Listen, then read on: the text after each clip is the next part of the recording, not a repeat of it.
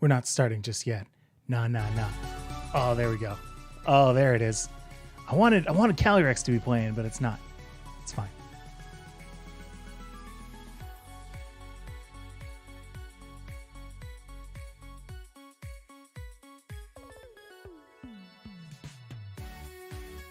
Let's listen to that one more time. This song, oh my gosh. This song is just such a bop. Dude. It's just, it's so clean. Hold on. Where did that even go? Whoa. Hold on. This is what we want. Yeah. That's what I'm talking about right there. That's it. All right, we'll be starting in a second.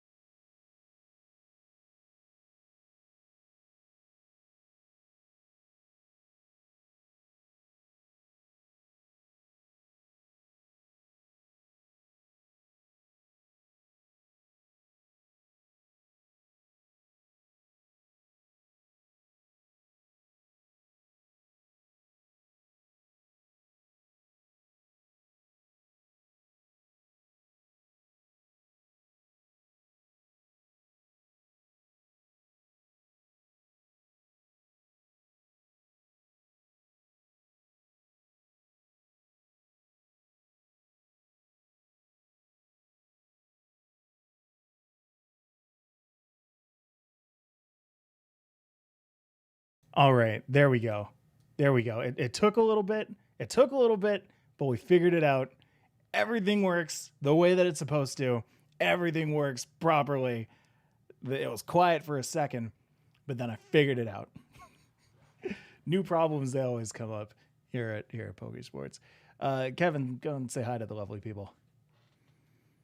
Hello.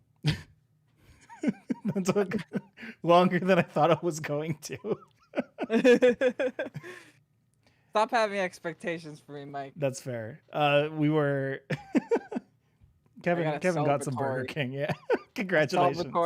Sponsored by Burger King. The second Kevin was done the stream, he was like, I'm gonna go get some Burger King. All right, I'll be back in a second. Bye. Zoom. Gone. I haven't eaten all day. Yeah. Last thing I ate was ramen for breakfast. Wow. Very nice ramen for breakfast.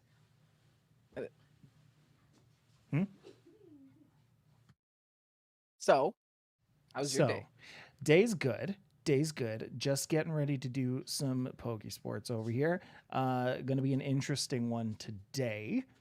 I hope that everybody's ready. I want to say hi to all the people in the chat, like Multiplying Odds and Lupus Rex, Evan McDaniel, Poppy Cantan. Good to see everybody. A lot of people that we've been seeing during our Unite, basically a week.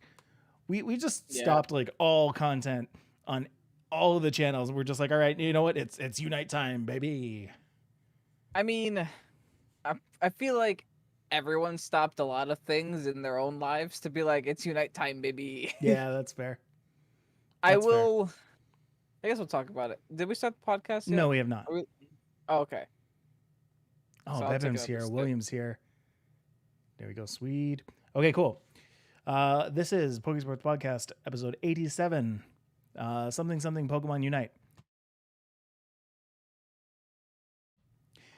Hello and welcome to Pokésports, a competitive Pokemon podcast. I'm Mike and I play with 10 Pokemon on the field. I'm Kevin, and I'm top 200, baby. I play with 2 people in my division. Congratulations. This isn't sponsored. Get that out of here. As I sip on a Burger King cup. Exactly. Ladies and gentlemen, it is a new week, but before we get into all of the Pokemon Unite stuff that we're going to be talking about today, spoiler alert, today is all about Pokemon Unite. Kevin, how was your week apart from Pokemon Unite? Tell me like the 2% of your week that wasn't actually taken up by Pokemon Unite. Passed an inspection, so that was nice. Congratulations. I went to work this morning. That wasn't nice. Well, the rest has been Unite. The rest has been Unite. You had a birthday party yesterday. Yeah, I had a birthday party. That went well. Oh, that's nice. Any fun stories you can tell me from the birthday party? And if it's not fun, just make it sound fun. Yeah. That's fair. We sat in a circle and we were knitting. Woo! And we told stories. Woo! Kevin thought when I said make an interesting story, he thought I said make up an interesting story. That's what everybody thinks. However, little do they know that is actually what happened. He was like, you know what? For my 20th birthday, we need to have a knitting circle. Mm-hmm. And that quilt has never looked better. I'm gonna hang it up on my wall. You guys don't believe me. 10,000 subscribers. He'll hang up the quilt. It's inside Mike's closet. yeah, for real. All right. My weekend, thanks for asking, was all right. We did the normal thing. It now is a lot of like trying to pass the time until school or camp starts. So it's a lot of waiting around, playing the waiting game. Free babysitting. Yes, that's what it is. That is 100% what it is. Parents out there, you will agree. Anyway, let's talk Pokemon. This past Wednesday. Has it really only been since Wednesday? Yes, it's been 5 days. Oops. Wow. Yeah. Oops. Since Wednesday, we have been graced with the fantastic new addition to the Switch title that is Pokemon Unite. We have a lot of thoughts on it, a lot of opinions, and that is all because we've played a lot of games in Pokemon Unite. This is, of course, Pokésports, and so if it's Pokemon, if it's esports, we get those glowing red eyes, and we're like, we gotta do it. It's like the first other game that we played and talked about. Pokemon Unite starting something new for us, guys. Yeah. Incredible. Mm-hmm. This is doing for me, for Pokésports, what Pokken just could not, where I looked at it and I was like, this is not, well, no, the opposite effect happened, right? I looked at Pokken and I was like, this is going to be amazing. And then Pokken actually came out and I was like, oh no, oops, not so amazing. Is it the consensus that it's not that good? Because I know there's a player base. There's a player base. It's not my favorite. I do like that it's actively used at tournaments, and like there is a tournament scene for it. That's pretty good. Mm-hmm. Pokemon Unite, however, I will admit, and we will admit, that when we saw the trailer, we were like, no, because we had been burned by Switch MOBAs. Everybody else. We had been burned by Switch MOBAs before.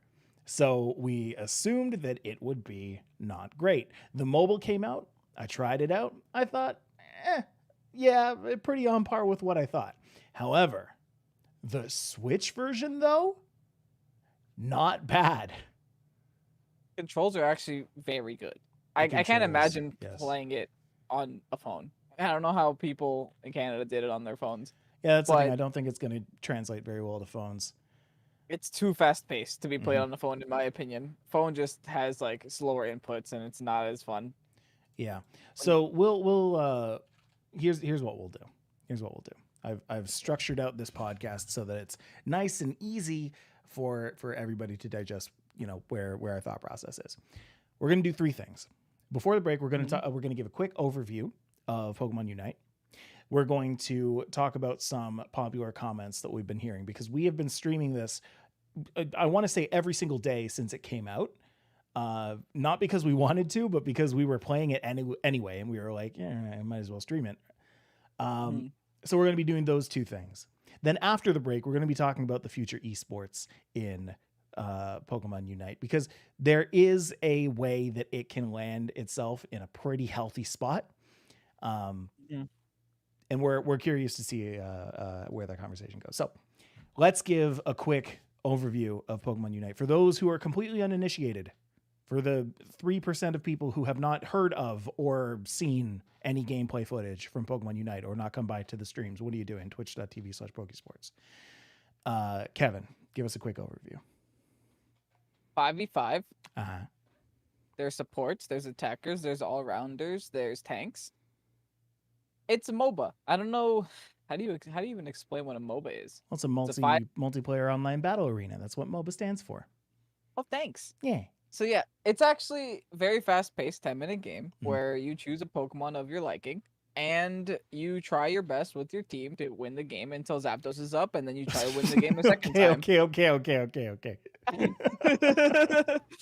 of have to win the game 2 times. Kevin likes to take one big leap for mankind here. So you score points, right? You win the game by scoring the most points. You go and battle the opposing Pokemon by just moving around and using like 3 different skills as well as just an auto attack. So as you press A, it fires off just an auto attack. And whoever has the most points at the end of the game wins. There are a bunch of different ways that you can score points, a bunch of different ways that you can multiply the amount of points that you've gotten. There are things like Rotom, which will move to one of the goal points and make it so that anybody who goes up to that goal point immediately scores. There's Pokemon like Dreadnought, where it gives everybody on the team a shield and gives them extra experience once it's knocked out. And then there are a bunch of other non-player Pokemon around the map, which are just there for farming. You go around, you knock them out, you gain the experience, you gain levels, you go and you fight the opposing Pokemon that are actually controlled by people that have the most chance of impeding your victory, and you knock them out. That is Pokemon Unite. Big caveat to that is Zapdos. And that's what Kevin was talking about there, where a lot of it kind of hinges on Zapdos. The last 2 minutes of the game, that's called the final stretch. When Zapdos pops up, if you knock out the Zapdos, it puts that Rotom buff that I talked about on every single one of the enemy goalposts. If you score on those goalposts, it'll automatically score. And during final stretch, you get ×2, double the points. By that point, you have like up to 50 points that you can hold, either by KOing non-player or player Pokemon. So during final stretch, you can get like 100-point goals just out of nowhere. And so Zapdos is like this big catch-up mechanism for you to actually get back in the game. A gigantic catch-up mechanism. Huge. You did fantastic. I could never do that. So just gut check on this one. Pokemon Unite. What, do you like it? Yes. Okay. It Fair is to good say game. It's good game. Cool.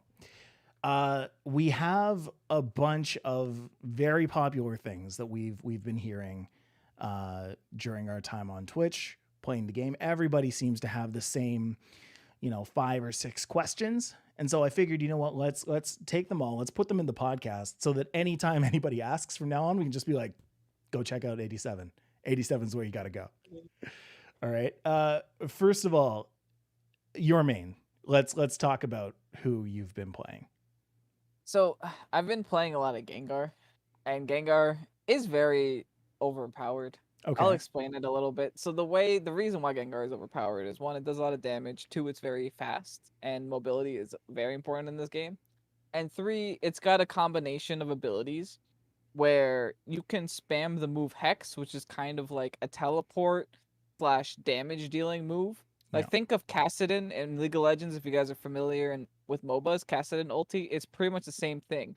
Except with Gengar, if you poison them, the cooldown on your Hex, which is just a regular ability, that's not your ulti, is removed. You can just keep clicking Hex again and again and again and again, which makes you intargetable for like a fraction of a second, which is really good for shutting out other people's combos as well.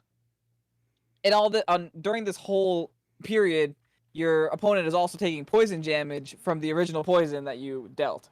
Yeah. Ridiculous character. So one What of the about you? bigger things, one of the big things that we've been hearing is that Gengar, Zeraora, Cinderace, speedsters in general are overpowered. Gengar specifically. Gengar and a little bit more Zeraora as well.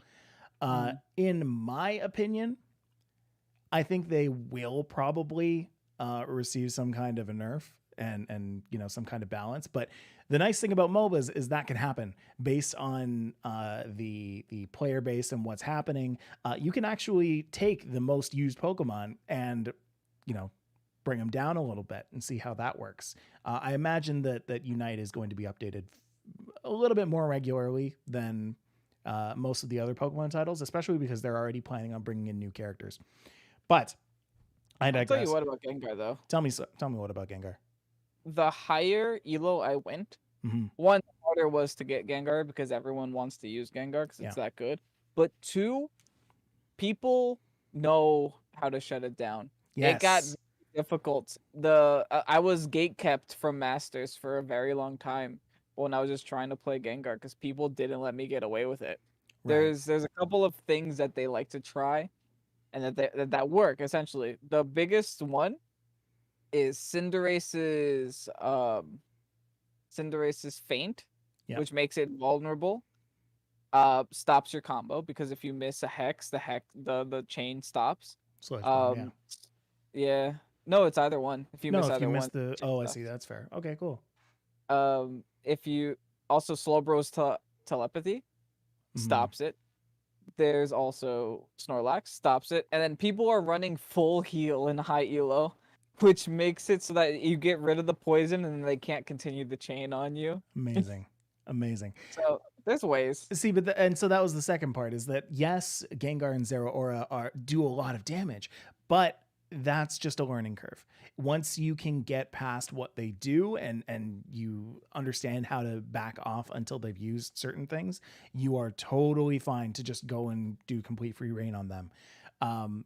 I firmly believe that Gengar and Zeraora, if people are dominating with them, it's because the other people don't know how to play against them just yet.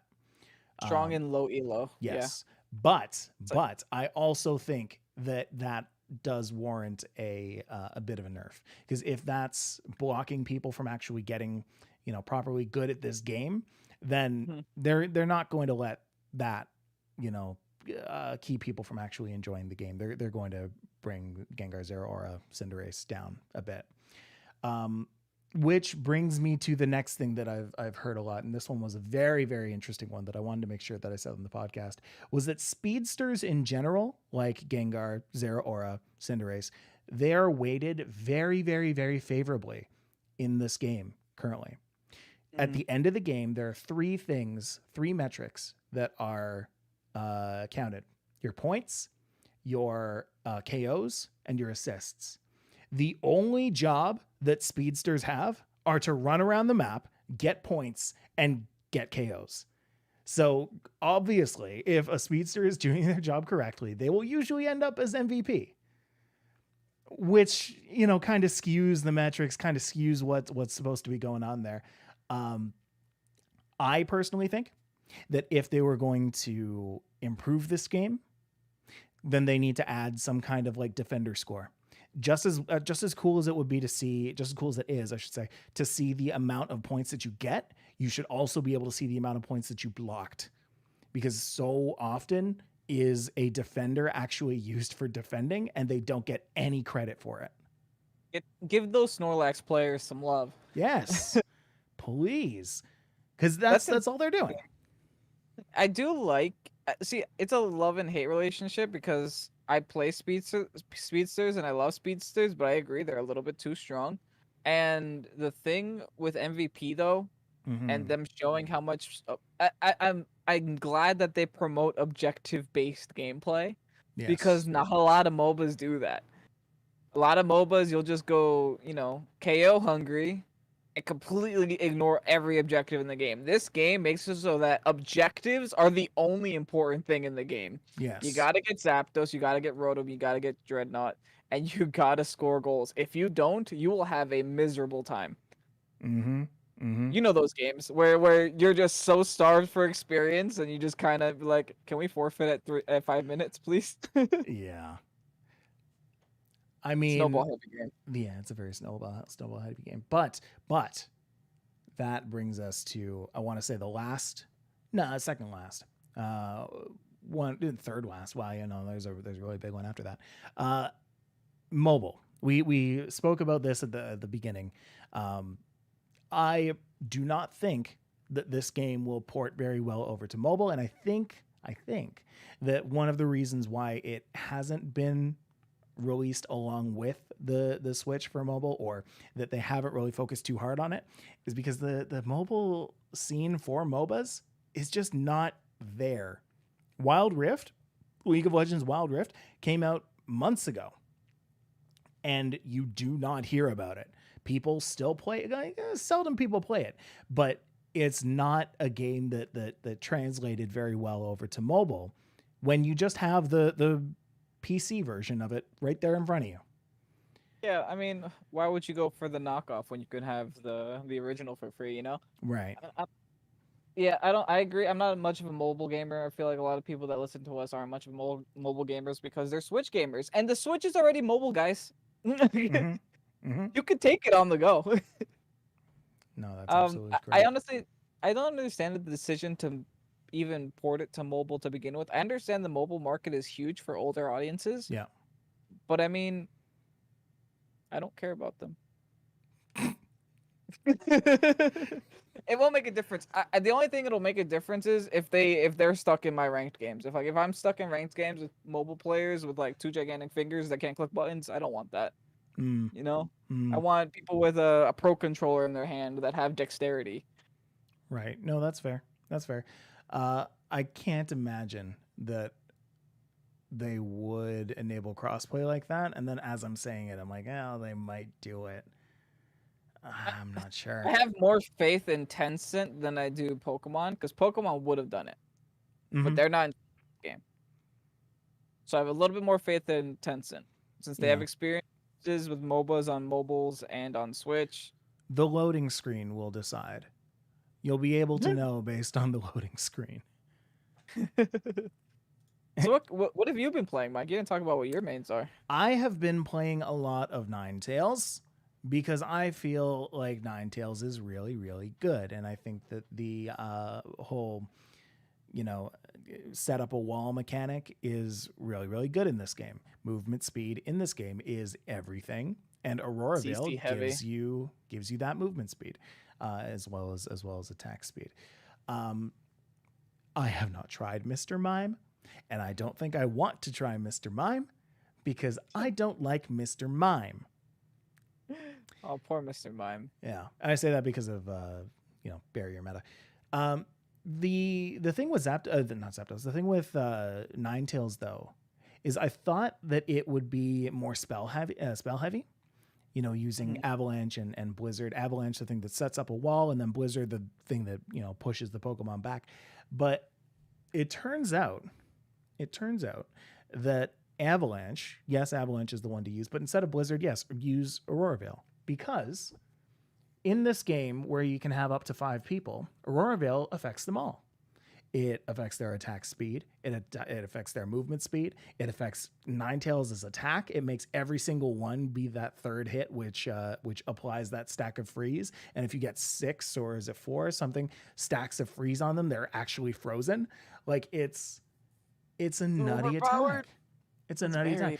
But still, so many people, they go on their guides and they go on their TikToks and they say, hey, use Avalanche and Blizzard, because those are the two spell attacks. Why would you use Aurora Veil? I play Pokemon. Aurora Veil just does defensive stuff, and Ninetales is an attacker. Aurora Veil is a very offensive move. Not only is it offensive, it's oppressive. Yeah, and like the CC chain is what gets really irritating because this game has no cooldown for CC chain. You'll get frozen and then frozen and then frozen and then frozen, and you can't escape. Another thing, and I'm pretty sure Ninetales has one of the highest attack ranges in the game. I could be wrong, but I just feel like Ninetales can hit me before I can hit it with Cinderace. Yeah, most of the time. I'm very happy with Cerebi.net right now because they have gone and uploaded all of the attack stats and HP stats and defense stats for all of the Pokemon. So we love you, Joe. Oh, Joe, thank you. We know every single one of the stats except for special attack. I don't think that has been properly mined yet. So you get like for the base special attack, but nothing later on. Anyway, it is really helpful to know that the items that you get in the game, and we'll talk about that in a little bit, they actually really do affect it. If you look at the stats that it does affect and how much it affects it by, it really does. It really does affect it, for better or for worse. One of the other things that we've been hearing in stream is Zapdos. Let's real quick talk Zapdos. A lot of people say that Zapdos is OP. A lot of people say that Zapdos is broken, overpowered, shouldn't be in the game, shouldn't do as much as it does. Kevin, what do you think about that? I want to preface this by saying that I think Zapdos is really good, but it's good for a good reason. If you've ever played a Unite game, then you've probably been put in this situation where, say you had a bad lead, right? The enemy is constantly starving you for experience because they're just taking all of your camps and they're just pushing you into your base and constantly getting goals. It feels really bad, right? Yeah. But it feels nice to know that at the end of the game, in the last 2 minutes, you have one last chance. You have one last chance to completely turn the game around into your favor. I would say that instead of seeing Zapdos as overpowered, you should see Zapdos as a second phase. You have the beginning. I guess you have 3 phases, right? You have the farm phase where you're just like, fighting for the camps with the other side. You have the team fight phase. Yeah. You have, or your own team. You have the team fight phase where you're constantly switching lanes and trying to get a lot of points and, winning team fights. And you have Zapdos and the final stand. It's just a different point of the game. It's and I think that it needs to exist or else people are just going to forfeit at 5 minutes every single time. Yeah. At least this way you have, it's just 10 minutes. Might as well wait till Zapdos, see what happens. And then if you lose Zapdos, okay, maybe that warrants a forfeit. Yeah. But at that point, you have like 30 seconds left. It's not. It entices people to finish the game out. I wholeheartly agree with that. In a game where your power button, if you're playing on your Switch, is right beside your left bumper, and in a game where if you're using a Pro Controller, your home button is right beside your Y button, if Zapdos wasn't there and you started to lose, you get out of there. You either leave or you surrender or you give up mentally. AFK? Yeah. Completely. Exactly. You AFK. Now, the game goes through a lot of hoops to disincentivize people from AFKing or leaving or doing anything like that. But they're very strict about it. Very. But what? Tell me. I was gonna give an experience. I went downstairs to pick up some food that I delivered, and I was gone for literally probably 1 minute from like a standard match. I was just in the beginning when I was first playing, and I lost 9 what are they called? Good behavior points. Oh, good points. Yeah, I lost 5. Whoa. And it's like, if you go below 80, you don't get to play ranked. And if you go below 60, you don't get to play standard. I'm like, geez. Wow. And that makes sense, right? They do that, good. And they also have Zapdos in there so that people who are in the game don't feel like they're losing forever. And if you are winning the game, then you theoretically should be able to handle Zapdos at the time that Zapdos comes up. If you go over to Zapdos and you guys lose, that's bad fundamentals if you're ahead. If your losing opposing team actually manages to KO the Zapdos and then goes and dunks on you for 1 billion points, that's kind of on you. Like, you Yeah. shouldn't have let that happen. I think the people that think Zapdos is overpowered are also the people that don't give it enough respect and don't Yeah. go for it in minutes. Like, Zapdos is the kind of thing that you should be walking towards at 2 minutes and 15 seconds, 2 minutes and 30 seconds. Like, you should be looking at your map, be there at that time, because you know that Game Breaker is right there in the middle. Yeah. And if you don't fight there, you are throwing the game. I also had a few people that seem to think the Zapdos does more than it does. A lot of people, they lumped together Final Stretch with Zapdos. Zapdos and Final Stretch are two things that happen at the exact same time. They don't happen because of Zapdos. Final Stretch is what doubles your points. Zapdos does not double your points. It just puts the little Rotom at every one of the nodes. So if the opponent, if your team KOs the Zapdos, then you get to drop your goals for free. You get to just drop it without any charging time. Yes, it gives you an extra 20 bonus points as well, so that incentivizes going for the Zapdos even more. But I have had several games where, as the opposing team was going for the Zapdos, my team saying, no, we're just going to kind of ignore Zapdos because we have a plan. We went around and scored on all of the opposing team's goals just while they were doing Zapdos, got 100, 200, 300 points just in that, and we ended up winning that way. So sometimes you don't necessarily need to go for Zapdos, but it's a strategic play. Usually you do. And there's also other things too. Oh, you can finish up. No, you go. Oh, okay. There's also other things with Zapdos too. And I guess like the more games you play, the more you'll realize this. I have like 200 games in my belt, so yeah. I've been through the ringer.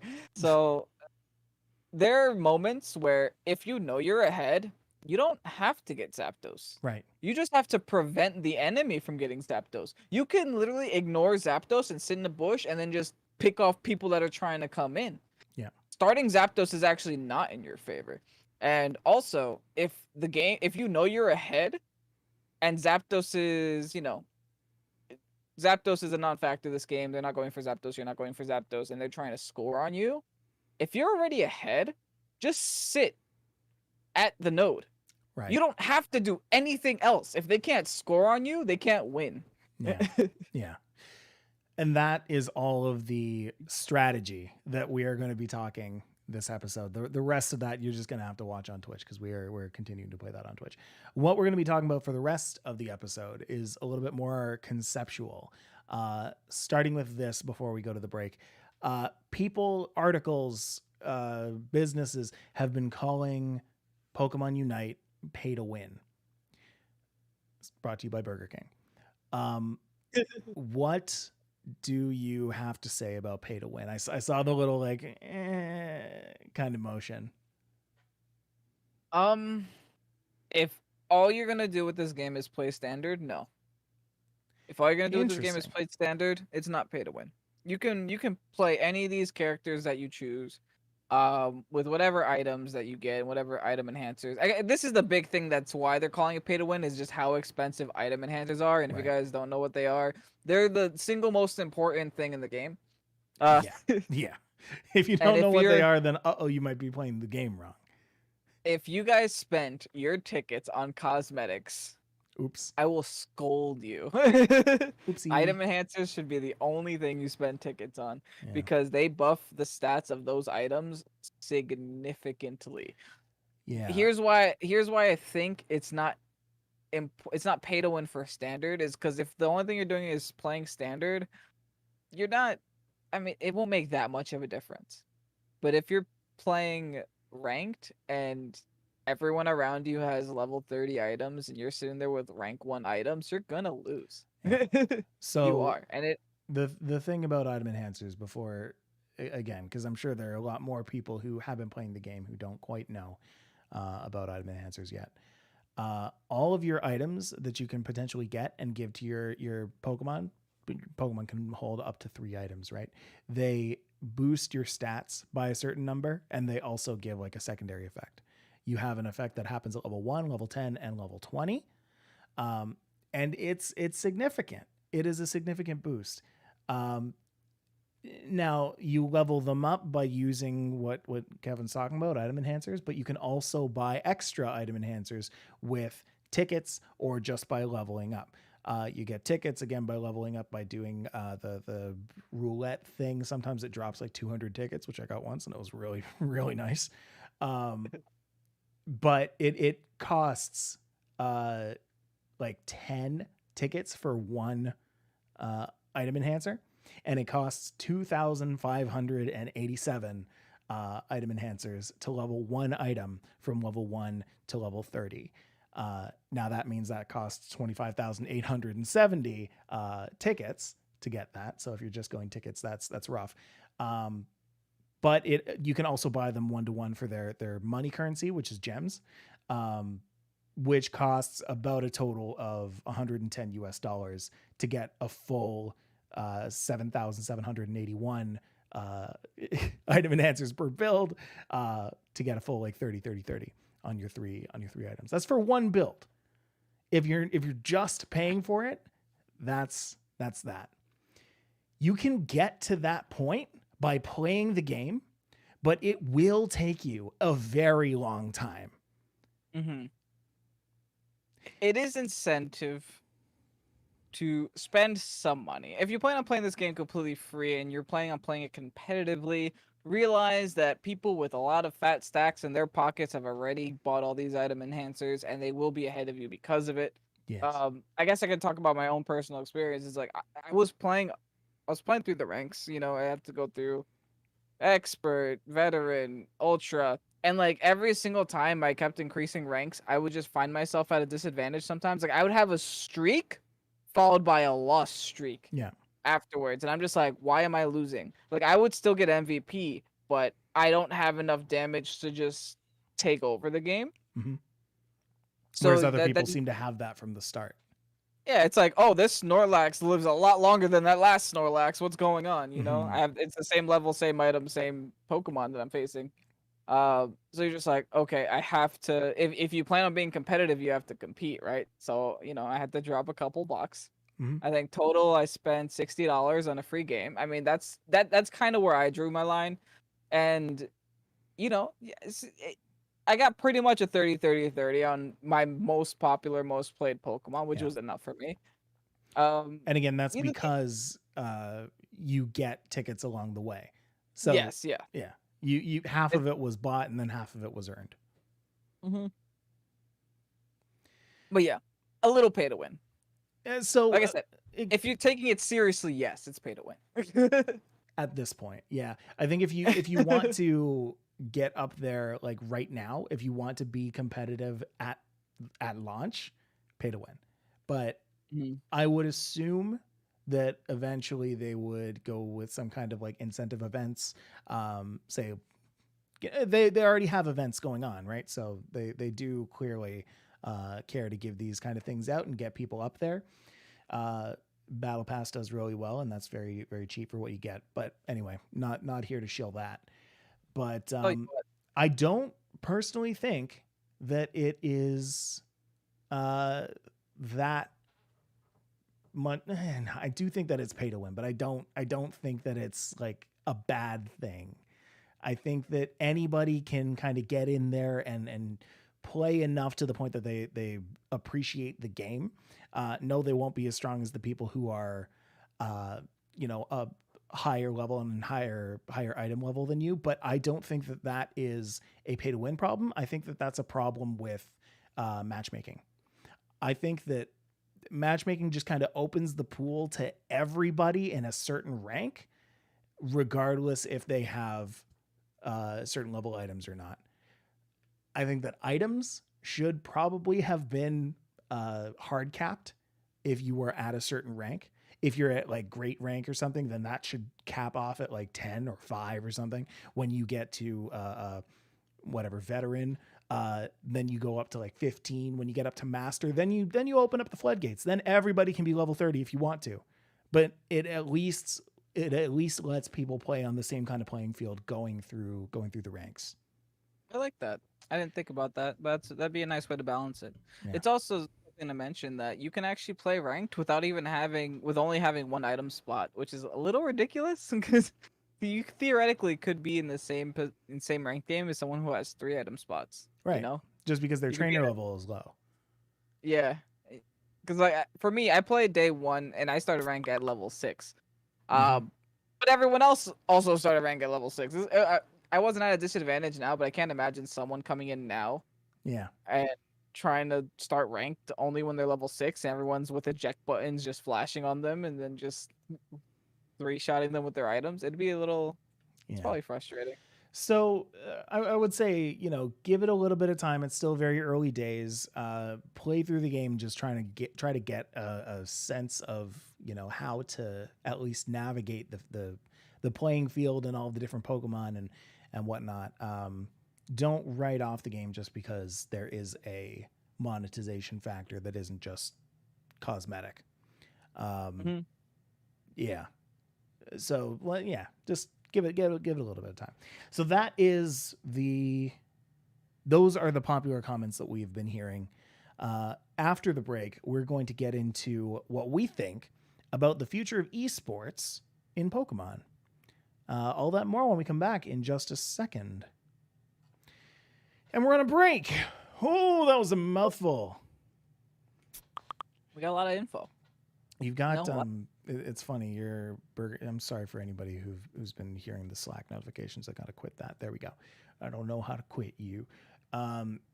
It's mirrored, so it's Regrub, Nick. Regnug. I can't even say it, so I won't try. Regrub Gnick. X Regnug ovation. There you go. Cool. God, we didn't even mention that you were top 200 now.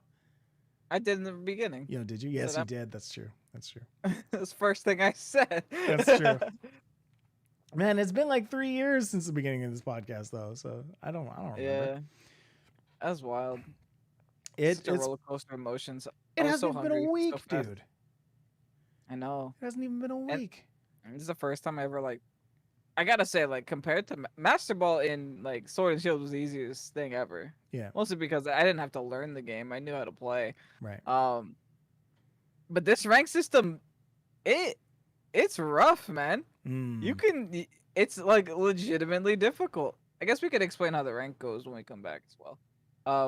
But how you need what are they called? Friendship points, and then performance those points kind of help you. Yeah, those help you. You need 5 classes in each of them, then the 3. Yeah, I'm trying not to talk too much about just how to play the game because everybody kind of knows that by this point if they're into it. Fair. Yeah. So yeah, that's why I was we're done talking strategy. Now it's concepts. But yeah, no, that's interesting. It really does play a big part. The performance points. It's weird how Masters works. I started Masters off at 1,200. Yeah. And it seems like it doesn't go much higher because rank 1 is 1,273. I saw that. Yeah. I don't know how that works. Is it? I wonder if it's that people stopped playing. It might just be that if you win one, you go +1. If you lose one, you go -1, and then that's just the way it is. Oh, gross! So those people have just played 71 or won 71 games in Master Ball or Masters. Yeah, I guess so. Ooh. Or maybe I'll let you know once I know, but I have no idea. Yeah, wouldn't it be Gnick Regrub? Yes, if it were not stacked on top of each other. Now looking at it on the side there, yes, but looking at it on the burger, it's Regrub Gnick. The important things we discussed those in this podcast. Yeah, I have a nice drink. So the burger is there. Remnants of a bubble tea. The bubbles. Just the bubbles. Arguably it's the best part of the bubble tea. Oh yeah, that's the whole gimmick there. Yeah. Yeah. That's the Dynamax and Sword and Shield, you know. That's the Dynamax. if you order it without Without the bubbles, that's just Series 10. Can we look at the stats on Cerebi real quick? These numbers are so course. oddly specific. Why the heck did they give Crustle like 1 base HP more than Snorlax? One. They base had to do HP. some. Like Crustle is 9,900 base HP at level 15. Snorlax is 9,899. I think that is off by 1. I think that's just like not properly rounded up. Or maybe they can't have 2 of the same attack stats. No, they can, because Wigglytuff and they can. Eldegoss. Wigglytuff and Eldegoss have the exact same stats. Isn't that something? But Wigglytuff's the useless one. They're completely different Pokemon. In before a bunch of people were like, "Oh, Wigglytuff's great. Wigglytuff's fine if you know if you know how to use any of these." That's what I love about this game. If you know how to use any one of these Pokemon, they're good. They're fine. You can literally make any of these work. Yeah. I haven't seen a lot of people make Talonflame work, but I know it's possible. I got Talonflame's hit or miss for me. Like I've gotten whooped by a Talonflame, but I've also just watched the Talonflame fall over. Like, you know. Mm-hmm. Same with Greninja. I've seen some Greninjas hit like level 15 by the time I'm level 8, and then I've also seen Greninjas who just like can't get out of their base. You're like, I'm a Froakie. Yeah, exactly. I think Talonflame's whole gimmick is that it scores very fast, so it can kind of just fly, score a goal, leave. By the time you even like react to it, it's like its highest stat is scoring or something. That's a little gross. What do you think the most difficult one is? The most, I want to say Cramorant, but I've seen a lot of people learning how to play Cramorant over the past little while. I don't know if any of them are like super difficult to learn. I think any of them, if you give them like a good 10 games, you can pretty much understand what they do. Maybe Mime. I feel like Mime, you gotta like put up a wall, then you gotta push them. I do see a lot of people making Mime work later on in like higher ranks. Yeah. I feel like you have to. That's one of those you gotta learn. Yeah. Clover Bells is making Talonflame work. I'd imagine it's like they're all workable, right? I personally don't like Pikachu, and I just learned today why I don't like Pikachu is because Pikachu and Alolan Ninetales have the exact same stats and they do the exact same thing. So if you put them both in a lane together, why? You're missing out on everything else that all of the other Pokemon are built to do. So yeah. They ironically gave Alolan Ninetales 1 less point in HP and a special attack for some reason. Again, I think they rounded it differently. They didn't round that. It has to be. It's got to be a reason. Yeah. It can't be that Pikachu is just 1 point better. I don't know. Weird calculations. Yeah. What freaks me out is all these Pokemon with 620 attack stats, where like Alolan Ninetales and Pikachu have like 290, and Absol has literally double plus, and Talonflame has double plus, and I think there was another one. Zeraora. Who'd thought of that one? 649. 600. Now I know why I get one shot by that thing all the time. Exactly. Now I understand why people get Scopelins on those. Yeah, it's terrifying. You want to be critting with a Pokemon with base 650 attack. That's nutty. Anyway, Greninja on this. Greninja's at the bottom. Oh, there he is. I found him. 482. Same, built the same as Cinderace. Funny enough, the Pokemon that was built the same as Cinderace in game is built the same as Cinderace in Unite. So. Wow, that's a really good point. They're both Protean users. Mm-hmm. Excuse me, Cinderace's libero. Yeah. I'll have you know. This does make me really want to buy Machamp though. As my I next ended up Pokemon. buying Cinderace today just because I was encountering a thing, and it's ironic because I unlock Cinderace tomorrow, but I'm just gonna get the gold for it, so that's fine. I'll just use it on something else. Yeah, I ended up getting Cinderace because in high elo, everyone gets Gengar before me. Yeah. And it honestly got to the point where like, okay, maybe this player just knows how to play Gengar better than me. Let me just let him have it. And then if someone chooses Center with another Pokemon like Absol or like Talonflame or Zeraora, I don't even want to play Gengar in lane. That's frustrating. Yeah. Yeah. Gengar in lane is not good, guys. If it's not center, you're having a hard time. So I was Right. like, let me just pick something up. I got Cinderace. I got like $20 worth of item enhancers. I leveled them all up to 20, and I was like, okay, I can make it work. And then that's what I did when I couldn't get center lane with Gengar. So now I got two champions I'm somewhat comfortable with. Right. Right. Okay. Get Let's back. get back. Let's get back. Here we Kevin's go. hungry. Kevin's hungry. And we're back. Welcome back to Pokésports, everybody. All right.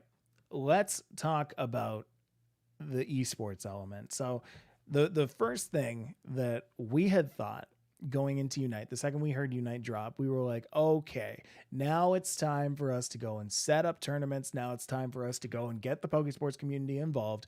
Let's get tournaments going. We got in there. We played the game because obviously we need to try and understand it first. And we found that there wasn't really a great way of setting that up, but it seems like we were wrong. Is that right? Yes, we're wrong. This is a way. And you've looked so into hidden. this?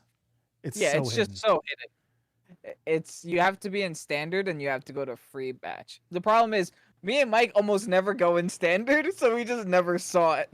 Yeah, those are definitely the things that we don't do with this game. So that being said, now that we have learned about this, and by the way, we learned about this like literally today, about 6 hours ago. So we haven't really fleshed out an idea on this yet, but we 100% do want to be doing tournaments on this. And I love the fact I had to change my notes about this, that there is something like that the people can actually get together and play this, albeit right now it's online. I would kind of love to see if there was like some way to get a LAN thing going, but as I say that also, it's like you're now connecting with 10 other switches or 9 other switches in an area. Like good luck. You better have some FiOS, buddy. Really? Yeah, exactly. So I mean, the fact that it's online, that's pretty good. I think that's going to be pretty interesting. The first thing that I think of when it comes to esports in this, because obviously MOBA is very, very, very closely tied to esports. First thing that I think about this is just the success of Pokken tournament. I don't think Pokken tournament has been particularly successful. It's had a player base, but life cycle's a lot longer than I thought it was going to be. That's true. I thought they were going to give up support for that a while ago. I'll tell you that. It's an old game. Yeah. They don't like to give up their games. If they could support this, like they support that game, like you could have a Players Cup for Unite, like they could make something happen. Like I was talking to my cousin today. He just dusted off his Switch. And he was like looking for a charger because he couldn't find his. He's like, I was like, why do you want to use your Switch? He's like, I want to download Unite. I'm like, whoa, this is a person that doesn't play like competitive Pokemon, right? Mm-hmm. So it was weird for me to say. He's like, yeah, my friend just bought a Switch so they could play Unite. Whoa, like, it's wild to me. Wow. Like this game is, I think, a lot bigger than people expected it, and a lot of the popular MOBA streamers are playing Pokemon Unite too. I was in a game with I'm a Cutie Pie like 2 days ago. Oh no, that's yesterday. Right. Yeah, I was in the game with I'm a Cutie Pie, Shifter, and etc. Yep. And we actually won that game. So it's interesting being in a queue with people that are notoriously good at other video games, just like playing Pokemon. It puts you on this like weird even playing ground with all those people right now. Anyway, I mean, Kevin at the moment, as we mentioned up at the top, is top 200 in the world. So congratulations, Kevin. I have not been able to play as many games, but I'm getting up there. I'm in my veteran class 2, so I'm higher than at least all of my friends, except for Kevin. So there's that. But yeah, like Kevin's playing against people like A Drive now, playing against people like I'm a Cutie Pie. I'm sure if he continues playing, there are a bunch of people who haven't even hit Master yet, who will be entering. So it's been interesting to see the adoption for this game, and that makes me really hopeful. Obviously, there's no like saying like that this is going to be the next huge thing because it's less than a week old. But what we can say is that the fundamentals are really good, that the game itself is pretty great, and that like they have at least built a way for people to go and play with each other. And again, that said, we are absolutely going to be trying to figure out some kind of way of bringing the competitive folk from the Pokésports community in on this. I think that it'll be a lot of fun, at least to be one of the first tournaments if it does come to that. You're starting to see it pop up here and there as well. Some people are dropping tournaments. In order to make this game more competitive, do you think a best of 3 or best of 5 is necessary? Best of 3 is almost absolutely necessary. Yeah, I think so too. Yeah. I think like in a game that can change in the last 2 minutes, a best of 3 is necessary. Because in that case, if you messed up 2 times, that's definitely your fault, right? Mm-hmm. Like you had the chance to fix what you did before and you messed it up, and then the better team wins there. Sure. Yeah, I think best of 3 is almost necessary for this game, especially since the games are so short. Best of 3 really doesn't mean anything.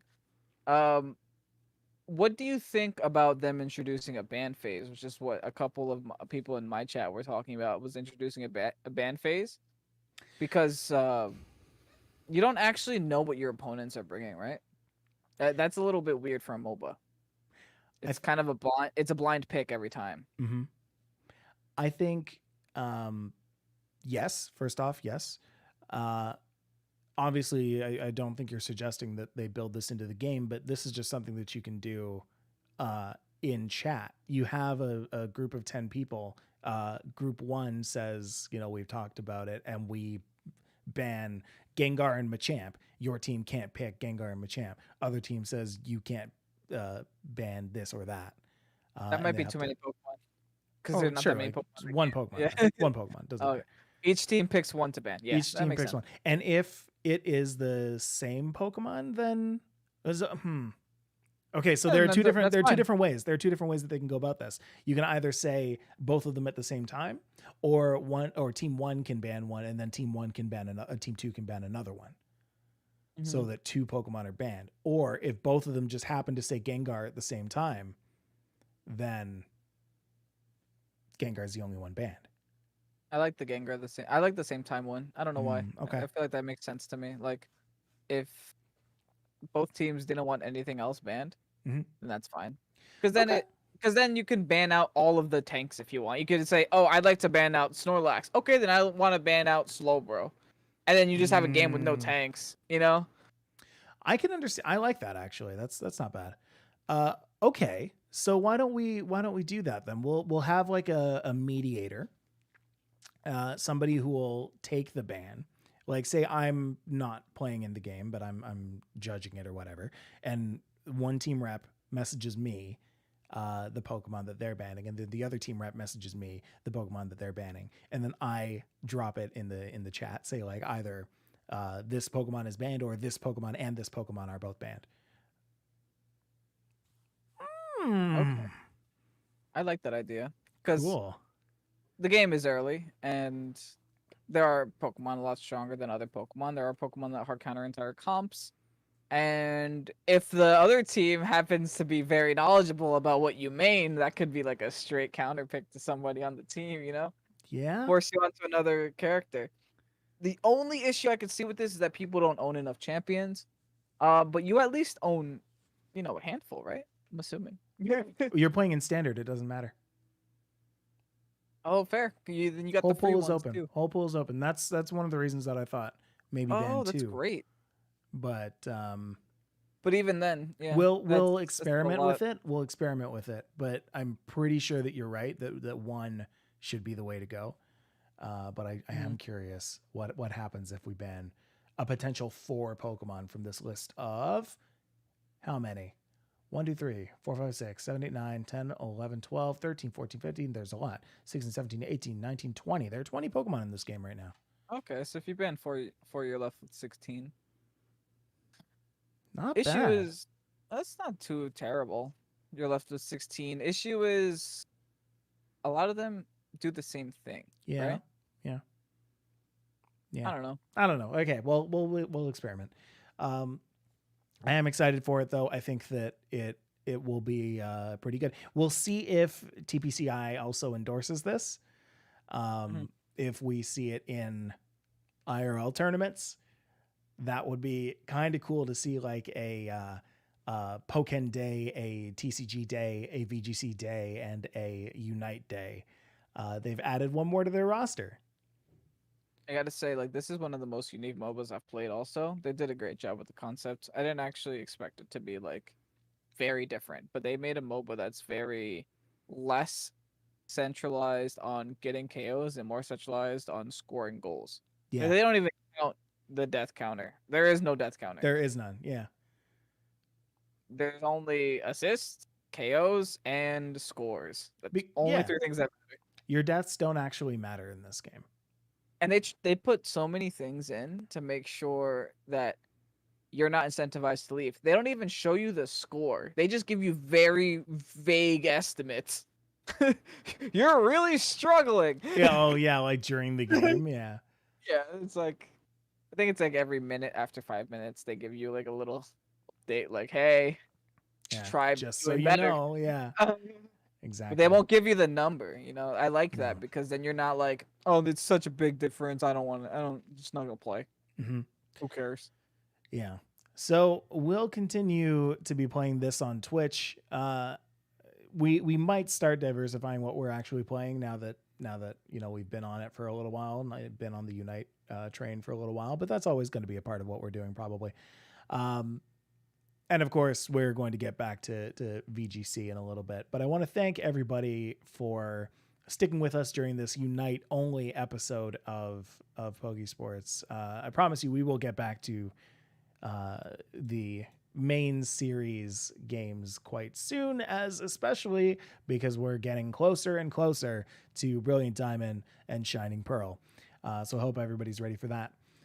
Meanwhile, of course, you can always follow us on Twitch at twitch.tv/Pokesports. You can follow us on Twitter at at Pokesports you can rate and review us on Apple Podcasts. It would be such a treat if you could do that this week. Just leave us a review. Tell us how you like the podcast. Tell us how you like this episode. You can also join us on Patreon at patreon.com/Pokesports Podcast, where every single month we have our league, which is our main series VGC game. We will be going into series 10 as of next month. So by the time you're hearing this, pretty much we're going to have ended this month's league and we'll be moving on to the next one. I want to give a very special patron shout out to all of our 10 plus patrons who help us out so much. People like Matthew H, Corey, Carlo H, Scott D, Joseph G, King Boo, Martine, Ahmed, Ro Ixon, Arctivish Dylan, Greg T, Lewis J, Make It Totter, Ryan G, Soen, Ryan Lupus, Mod Pierre, and Mod Tofu. Thank you, everybody, for being so amazing. And big thanks as well to M- for every single second of every single piece of music you hear on this podcast. Kevin, how many more Unite games do you think you're going to be playing this week? A lot. I have to retain my title, you know? That's fair. Also, huge shout out to Iceborne Hunter and Angel Lost Gaming who subscribed on Twitch. I want to also give a big one to Servo Mark. Right? Servo Mark, Yeah. you did that as well, and great guy. So yeah, hope everybody has a wonderful week, and we'll see you in